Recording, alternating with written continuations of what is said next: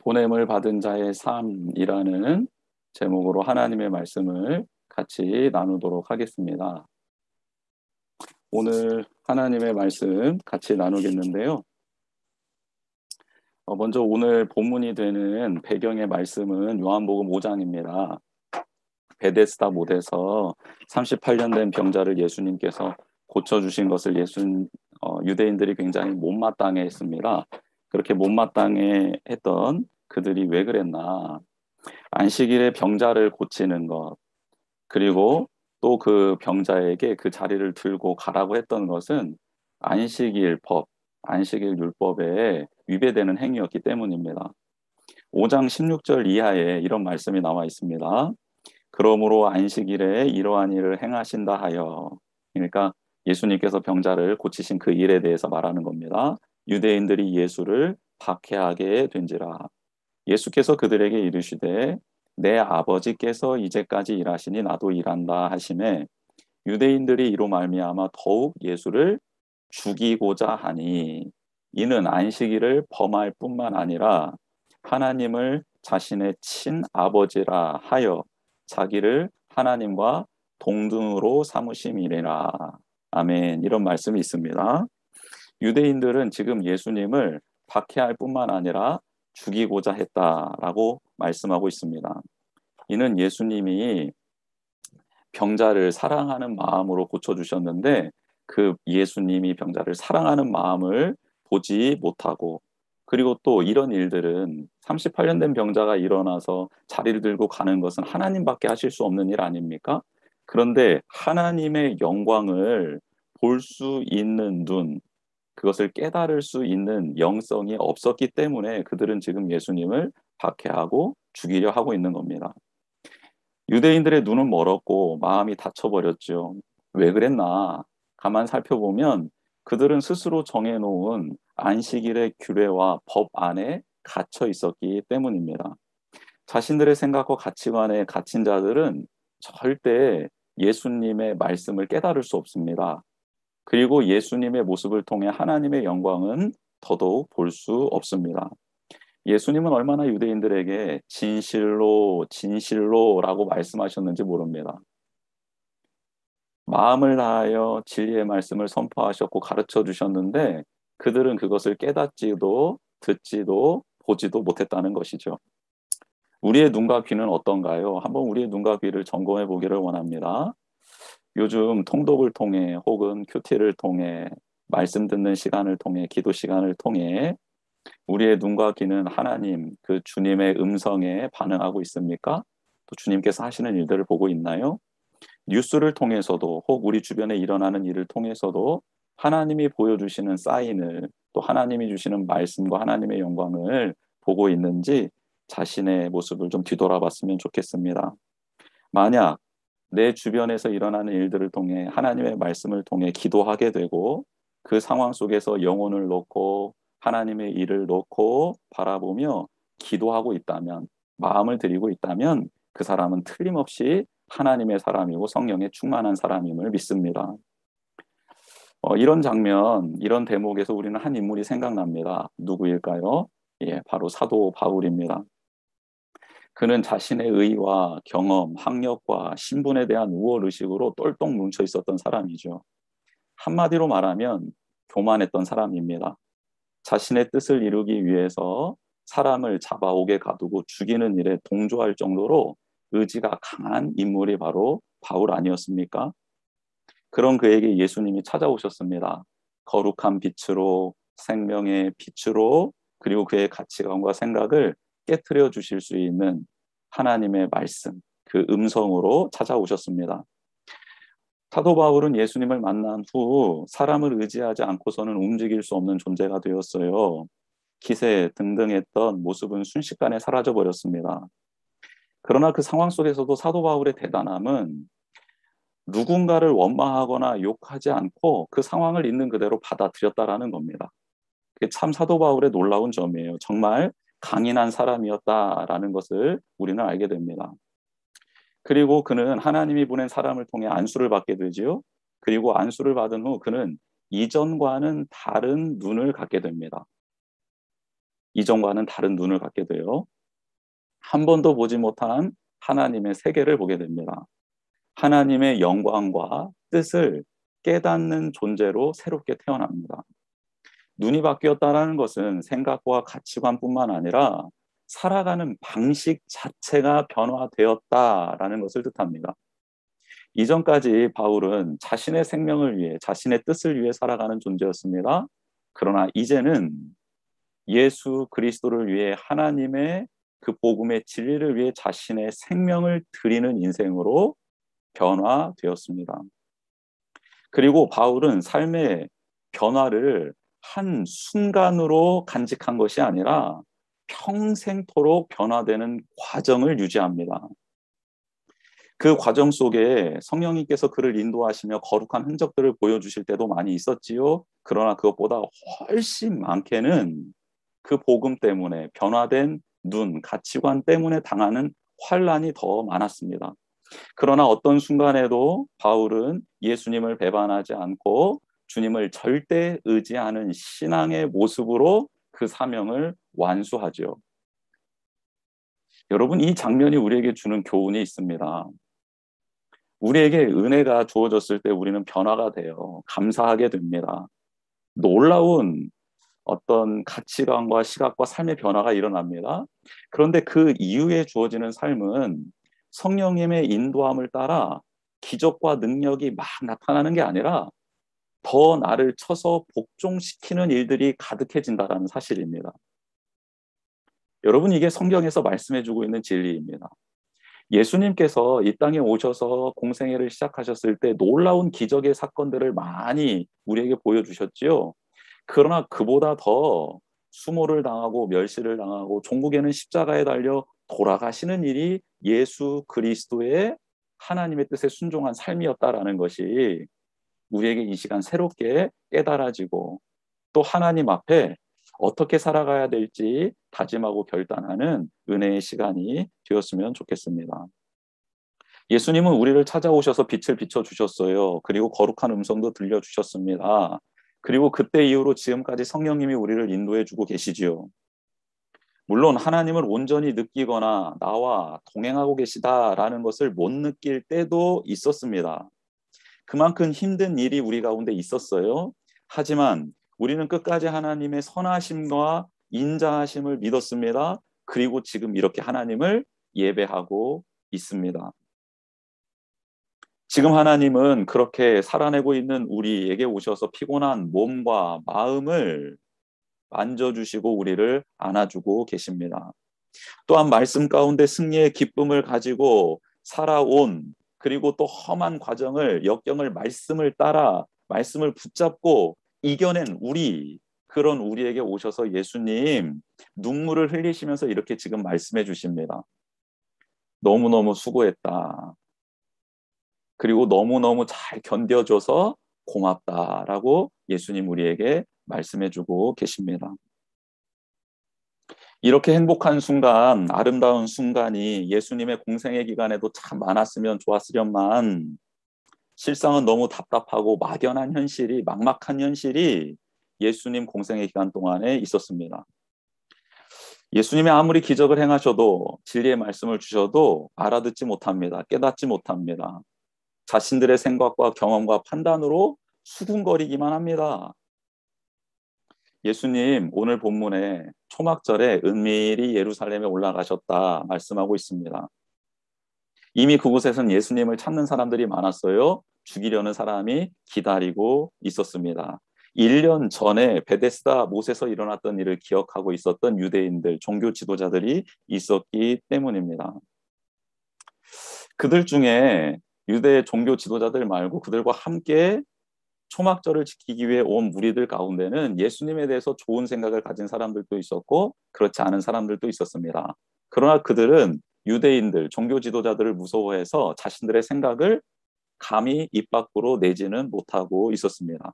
그만큼 종교 지도자들의 권세가 대단했던 것을 알 수 있습니다.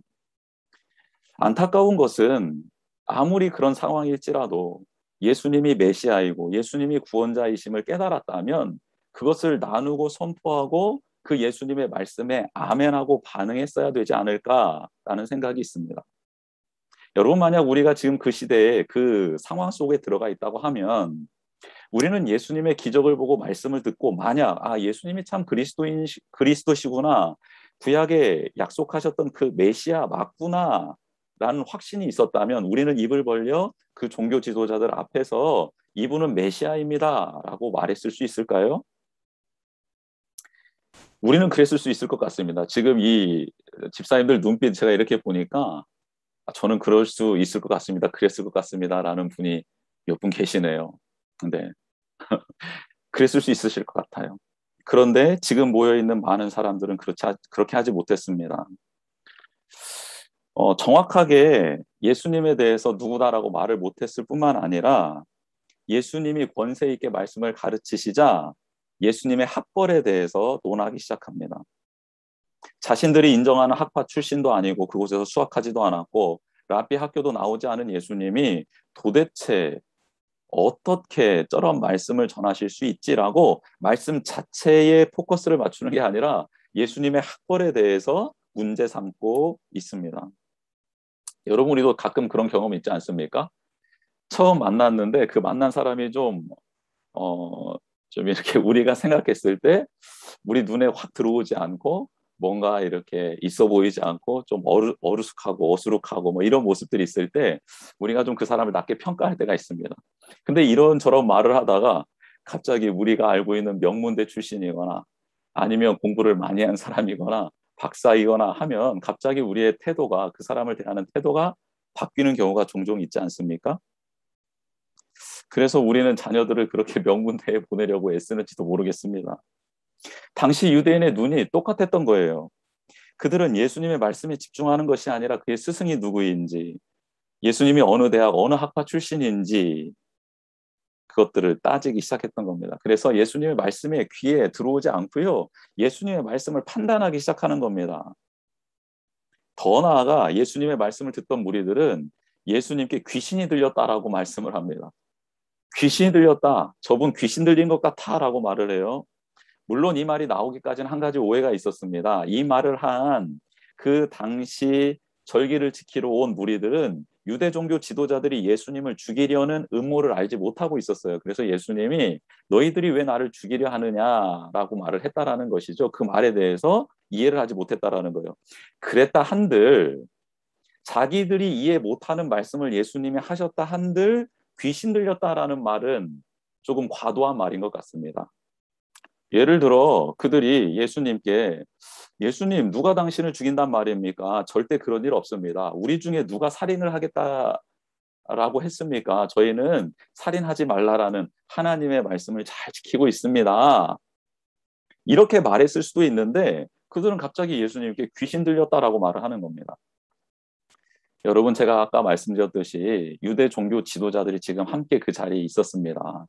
그래서 그 유대인들, 절기를 지키러 온 그 무리들은 유대 종교 지도자들의 눈치를 보게 되어 있는 거예요. 그래서 예수님의 말씀 앞에 예수님을 인정하는 말보다는 예수님을 부정하는 말을 하는 것이 그들의 신상에 편한 일이었습니다. 특별히 유대 종교 지도자들 중에 어떤 누군가는 그들에게 예수님에게 귀신 들렸다라고 말해라라고 그들을 부추겼을 수도 있습니다. 왜요?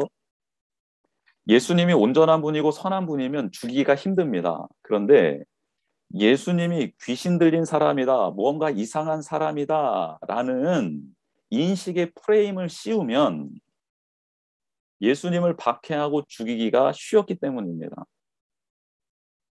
즉, 당신은 귀신 들렸다 이런 말은요, 당시 예수님에게 선한 마음을 가지고 있었고 긍정적인 생각을 하고 있었던 사람들에게까지 영향을 주어서 그러네, 정말 예수님 왜 저런 말씀하시지, 저런 행동하시지?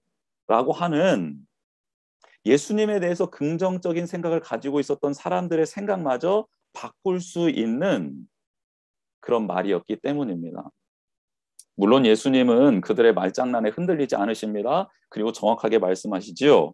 외모로 판단하지 말고 공의롭게 판단하라라고 정확하게 그들의 외식하는 부분을 꼬집어 말씀하고 있습니다. 너희가 보기에 좋아 보이는 사람, 있어 보이는 사람, 뭔가 너희들에게 긍정적인 영향력을 줄 것 같은 사람들의 말에 현혹되지 말아라.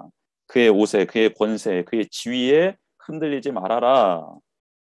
실제 그들이 어떻게 살고 있는지, 정말 그들의 말과 행동이 일치되고 있는지 정확히 보고 판단하며 그들을 따르려면 따라라.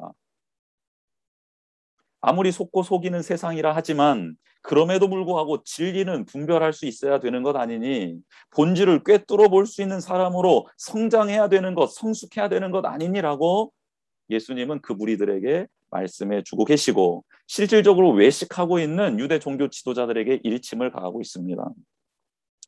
이후에도 예수님은 계속해서 읽지는 않았습니다. 25절부터 36절까지 계속해서 당신은 하나님으로부터 보냄을 받은 존재라고 강조하며 말씀하고 있고요. 얼마나 답답했으면 소리 높여 그들에게 외치고 있습니다. 유대 지도자들은, 종교 지도자들은 너무 듣기 싫은 거예요, 그 말이.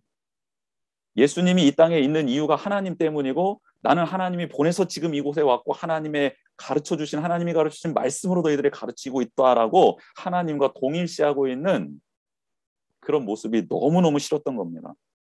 그래서 유대교 지도자들은 예수님을 잡으려고 하지요. 대제사장들과 바리새인들은 예수님을 잡으려고 아랫사람들을 시켜 잡아오라고 명령을 내리기까지 합니다. 그런데 예수님을 잡지 못합니다. 예수님에게 손도 대지 못해요. 성경은 아직 예수님이 잡히실 때가 되지 않았기 때문이다라고 말씀하고 있습니다. 사람들은 예수님을 그리스도라고 믿기 시작해요. 이때 예수님은 그들에게 말씀하십니다. 뭐라고 말씀하시냐면, 내가 조금 너희들과 함께 있다가 이제는 나는 하나님께로, 나를 보내신 이게로 돌아갈 것이다 라고 또 이렇게 말씀을 해주십니다. 예수님을 그리스도라고 믿는 자들에게. 그랬는데 그들이 또 이해를 못합니다. 깨닫지를 못해요. 계속 수군거리며 추측성 발언을 내뱉기 시작합니다. 다행인 것은 예수님에 대한 믿음이 생긴 자들이 예수님 편에 이제 몇몇 서기 시작했다라는 것입니다. 그렇다면 오늘 본문을 통해서 하나님께 보냄받은 예수님의 모습, 어떤 모습이었는지, 또 예수님을 믿는 우리들은 똑같이 세상에 보냄을 받았는데 우리는 어떻게 살아야 될지 몇 가지 교훈을 잠시 나눠보도록 하겠습니다. 첫 번째입니다.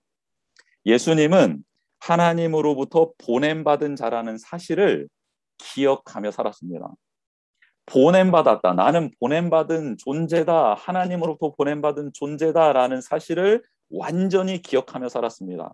그래서 어떻게 사셨나요? 그 내용, 말씀이 나와 있습니다. 우리 본문의 말씀 잠깐 보겠습니다. 예수님께서 말씀하신 16절, 17절, 18절 말씀입니다. 예수께서 대답하여 이르시되 내 교훈은 내 것이 아니요 나를 보내신 이의 것이니라. 이게 첫 번째고요. 두 번째, 사람이 하나님의 뜻을 행하려 하면 이 교훈이 하나님께로부터 왔는지 내가 스스로 말함인지 알리라. 세 번째는요, 스스로 말하는 자는 자기 영광만 구하되 보내신 이의 영광을 구하는 자는 참되니 그 속에 불의가 없느니라. 아멘. 하나님으로부터 보냄받은 나는 다음과 같이 살아가고 있다. 너희들도 나를 믿음으로 이렇게 살아가야 한다라고 말씀하고 있는 것이죠. 뭡니까?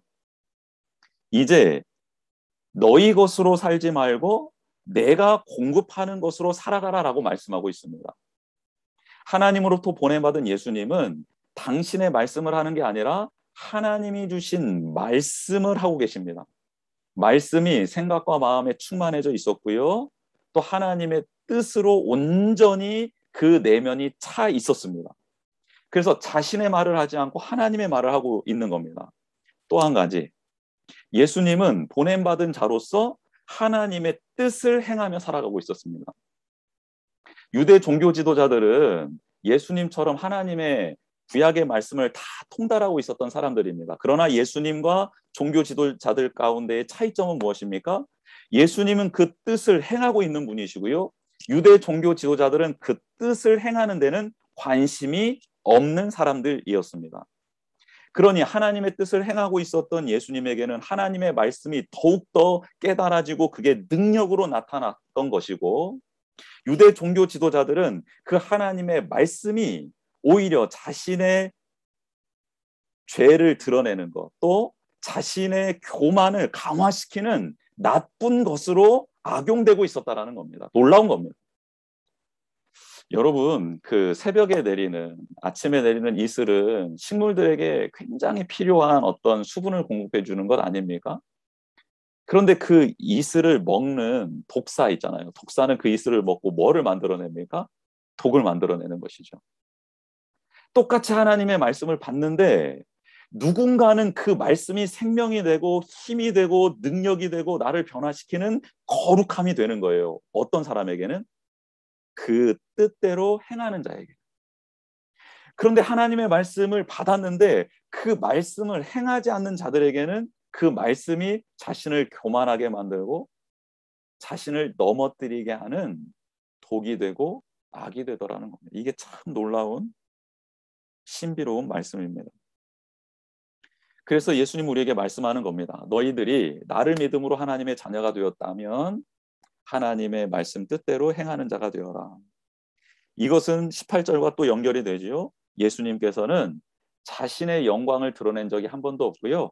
오직 하나님께만 영광을 돌리는 삶을 살았습니다. 이것은 말씀 충만, 성령 충만의 삶을 통해 하나님의 뜻을 살아내는 그런 사람은 하나님께 영광을 올려드리는 사람이 된다라는 일련의 신앙의 성숙해지는 과정을 한마디로 요약해주는 말씀이기도 합니다.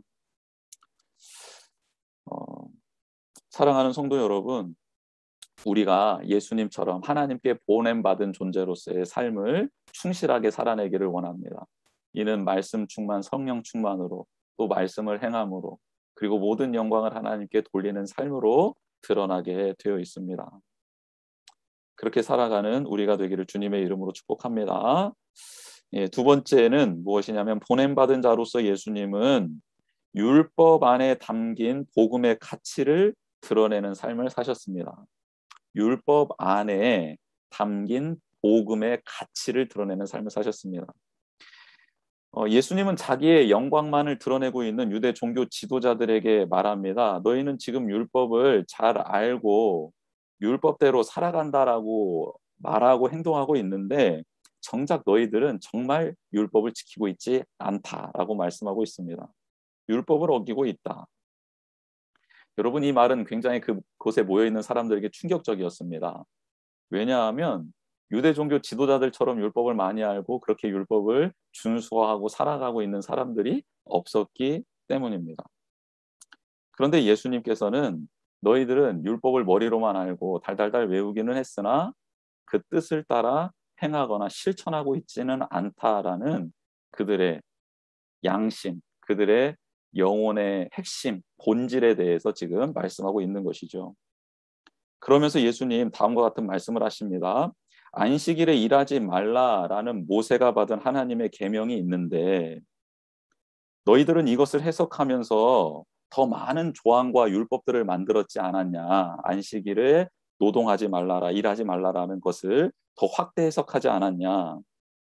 그래서 너희들은 무엇을 하지 않음으로 안식일이 거룩해진다라고 말하고 있는데 하나님의 뜻은 안식일에 생명을 살리는 일을 함으로 그 안식일을 거룩하게 지키라라고 했다. 그게 하나님의 뜻이다라고 예수님은 다시 그들에게 하나님의 말씀의 바른 의미를 가르쳐주고 있습니다. 모세가 하나님께 계명을 받기 전에 이미 아브라함 때부터 할례를 행하라라는 말씀이 있었지요. 그래서 안식일에 노동을 하지 말아야 하는 율법 중에 외과 수술이 포함되어 있었습니다. 그래서 본래 안식일의 규범을 잘 지키려면 할례를 안식일을 행하면 안 됩니다. 그러나 유대인들은 할례는 예외로 두고 왜 예외로 뒀냐면 그 할례를 통해 할례를 받는 아이는 하나님의 백성으로 거룩해진다라는 그런 하나님의 말씀을 더 우선시해 두었기 때문입니다. 그래서 예수님은 그들에게 이렇게 말을 하는 거예요. 야, 너희들 안식일에 외과 수술하면 안 되고 아무 행동도 하지 말라며. 그런데 왜 할례를 하니? 그 할례가 그 아이를 하나님의 자녀답게 거룩하게 만들어주는 예식이기 때문에 안식일에 허용한 것 아니야? 그런데 나도 안식일에 그 병자를 고친 것은 그를 온전한 하나님의 사람으로 회복하기 위해서 안식일에 그를 고친 거야. 너희들이 할례를 행해서 그 아이를 하나님의 자녀로 거룩하게 구별하는 것과 똑같이 나도 안식일에 그의 전 인격을 그렇게 거룩하게 구별한 거야 라고 설명을 해 주십니다. 즉 하나님이 주신 계명 안에 담긴 복음, 자유, 그 진리의 가치를 예수님께서 지금 알려주고 계시는 거예요. 드러내주고 계시는 겁니다. 안식일은 무엇을 하지 말라라는 날이 아니라 안식일은 하나님의 거룩한 날로 온전한 회복과 영과 혼과 육이 거룩해지는 날이다. 새롭게 되는 날이다. 라고 예수님께서 다시 말씀해 주고 계십니다. 이 말씀을 통해 우리에게 주는 한 가지 또 교훈이 있습니다. 뭡니까? 우리는 말씀 때문에 지금 힘든 신앙생활을 하고 있습니까? 아니면 말씀 안에 담긴 하나님의 사랑과 은혜를 깨달아 감격하며 새 생명을 얻어 회복의 기쁨을 누리며 살고 있습니까? 유대인들은 율법의 무거운 정죄 아래 갇혀 살아가고 있습니다. 지키지 않으면 안 되니까요. 힘드니까요. 그러나 예수님은 복음 안에서 율법의 가치를 재발견함으로 자유함 가운데 율법을 지키며 행하며 나아가고 계십니다. 여러분, 우리는 하나님의 자녀가 되었습니다. 예수님을 믿음으로 이 세상 가운데 보냄받은 그리스도인들입니다. 우리의 삶은 율법 안에 갇혀 살아가는 삶이 아니라 복음 안에서 율법의 가치를 재발견하고 깨달음으로 자유함 가운데 그 말씀을 따라 살아가는 저와 우리 모든 성도님들 되기를 축복합니다. 마지막 세 번째입니다. 보냄받은 자로서 예수님은 돌아갈 곳에 대한 확신이 있었습니다. 돌아갈 곳에 대한 확신이 있었습니다. 예수님 초막절에 은밀히 예루살렘에 올라가셨어요. 담대하게 말씀을 전하고 진리를 선포하셨습니다. 그런데 그때 주변의 상황은 어땠나요? 예수님을 죽이려는 사람, 모함하려는 사람, 가두려는 사람, 감금하려는 사람들이 살기를 띤 눈으로 예수님을 쳐다보고 있지 않았습니까? 그리고 또 무리들은 와서 예수님께 귀신 들렸다라고 막 외치고 있는 상황 아닙니까? 그런데 이 상황 속에서 예수님은 담대하게 진리의 말씀을 그렇게 전하고 계십니다. 어떻게 이럴 수 있었는가? 어떻게 예수님이 이렇게 당당하게 하나님 앞에 설 수 있었는가? 그 말씀이 오늘 본문에 나와 있는데요. 본문 읽지는 않았지만 다음 말씀 한번 찾아보겠습니다. 7장 말씀 보겠습니다. 7장 33절 말씀입니다. 예수께서 이르시되 내가 너희와 함께 조금 더 있다가 나를 보내신 이에게로 돌아가겠노라.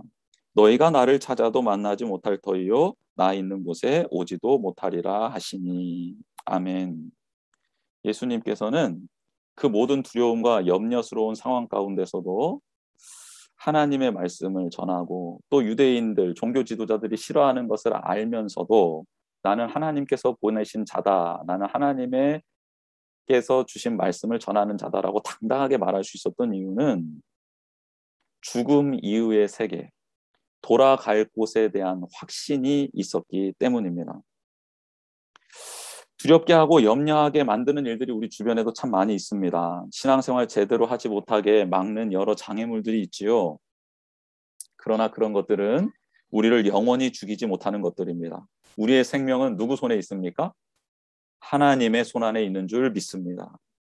하나님의 나라는 예수 그리스도를 유일한 구원자로 믿고 주인 삼은 우리들에게 예비되어 있는 나라, 들어갈 곳, 본향, 영원히 있어야 될 곳입니다.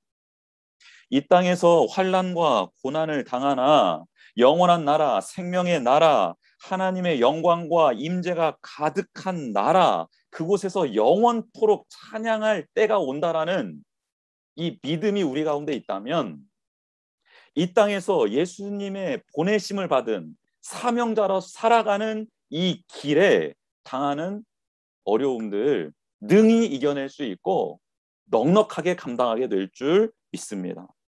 믿음은 우리 삶과 매우 밀접한 연관이 있습니다. 온전한 믿음은 그래서 우리 삶 속에 능력으로 나타나고요. 우리 삶 속에 어떤 이들과 맞서더라도 당당하게 그 진리의 편에 서서 행할 수 있도록, 살아갈 수 있도록 도와주는 것이 바로 믿음입니다. 우리에게 생명력을 불어넣어 주는 것이 믿음이지요. 의기소침에 빠지지 말고 우리 당당하게 일어서기를 원합니다. 영생을 얻은 자답게 예수님이 나를 파송하셨다. 예수님이 나를 이곳 가운데, 우리 가정 가운데, 직장 가운데, 이 나라와 민족 가운데 보내셨다라는 확신을 가지고 그렇게 자녀답게 그 자리를 바르고 정직하고 깨끗하게 의롭게 지켜나가는 우리 모두가 되기를 주님의 이름으로 축복합니다. 구원해 주신 그분, 유일하신 그분을 전하며 보냄받은 자로서 예수님을 닮아가는 우리 모두가 되기를 주님의 이름으로 축복합니다. 하나님 감사합니다. 오늘 진리의 말씀을 통해 보냄받은 자의 삶이 어떠해야 하는지 예수님의 삶을 통해 깨닫게 되었습니다. 그렇게 보냄받은 자답게 살아갈 수 있도록 도와주시옵시고 그렇게 말씀 안에 진리를 발견하고 또 우리가 돌아가야 될 곳이 있음을 온전히 깨닫고 그 확신 가운데 우리에게 주어진 삶의 자리, 사명의 자리를 감당해 나아가는 우리 복된 귀한 복민의 성도들 다 되게 하여 주시옵소서. 예수님께서 함께하여 주시고 동행해 주심으로 이 모든 일 가능케 될 줄 믿고 감사드리오며 예수 그리스도의 이름으로 축복하며 기도드립니다. 아멘.